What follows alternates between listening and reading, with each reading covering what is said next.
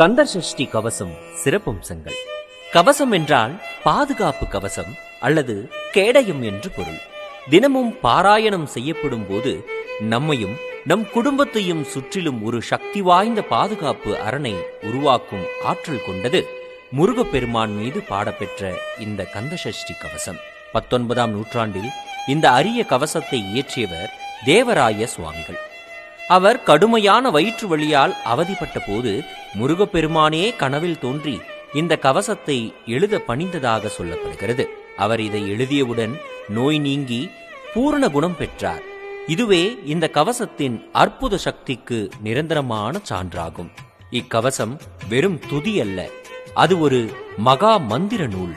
இதில் நம் உடலின் ஒவ்வொரு பாகத்தையும் எந்தெந்த வேல் காக்க வேண்டும் என்று துல்லியமாக குறிப்பிடப்பட்டுள்ளது. உதாரணமாக, உச்சி தலை தனக்கு உன்னத வேல் காக்க, நாசி இரண்டையும் நல்ல வேல் காக்க, பற்கள் அணி முழுவதும் வைரவேல் காக்க என்று உடலின் ஒவ்வொரு அணுவிற்கும் முருகன் காவலாக உள்ளார் என்பதை ஆணித்தரமாக உறுதி செய்கிறது.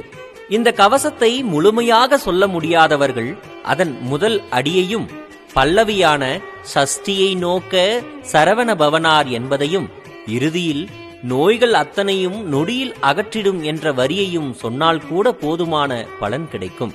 வேல் இருப்பதால் வினைகள் இல்லை. ஓம் சரவணபவ. வாழ்க வளமுடன்.